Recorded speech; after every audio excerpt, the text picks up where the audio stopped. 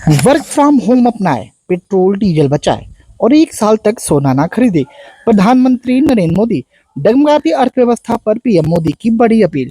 जी हाँ, हम आपको बताते चले कि पीएम मोदी ने कहा है कि हमारे पड़ोस में जंग चल रही है, जिसका असर पूरी दुनिया पर पड़ रहा है और भारत में भी इससे अछूता नहीं है।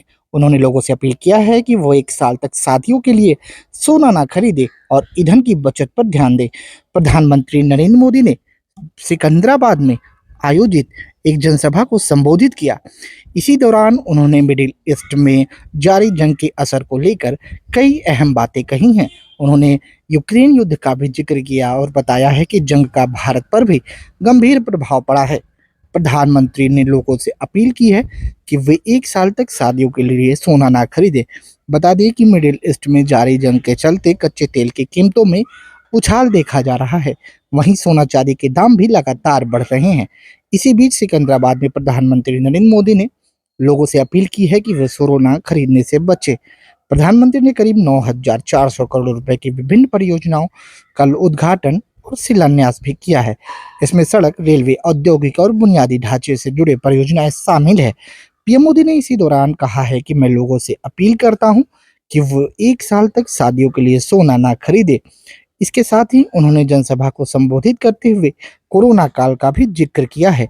प्रधानमंत्री नरेंद्र मोदी ने कहा कि कोरोना काल के दौरान हम work from home, online meeting और वीडियो कॉन्फ्रेंसिंग जैसी व्यवस्थाओं को अपनाया है। कहा वह धीरे धीरे हमारी आदत भी बन चुके थे।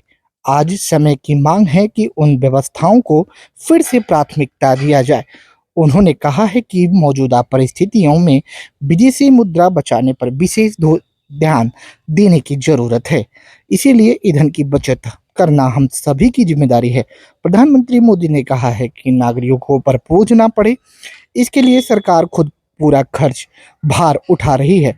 हमें इस संकट का सामना एकजुटता से साथ करना होगा।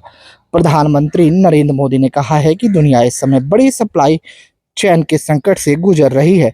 यूक्रेन युद्ध ने वैश्विक कठिनाइयों को और बढ़ा दिया है। पीएम मोदी ने बताया है कि पिछले 5-6 सालों में हमारी सरकार इन संकट से निपटने के लिए लगातार कोशिश कर रही है। विश्व भर में जहां फर्टिलाइजर की एक बोरी लगभग 3,000 रुपए में बिक रही है, जबकि भारत में किसानों को वही बोरी 300 रुपए से भी कम दामों में उपलब्ध कराई जा रही है। प्रधानमंत्री नरेंद्र मोदी के इस अपील से लोगों के मन में एक संशय स्थिति बन गई है। हम आपको बताते चले कि मिडिल ईस्ट में जारी युद्ध का प्रभाव भारत में लगातार देखने को मिल रहा है। कच्चे तेल के बढ़ते दामों से भारत में लगातार अस्थिरता और कंपनियों को नुकसान का सामना करना पड़ रहा है।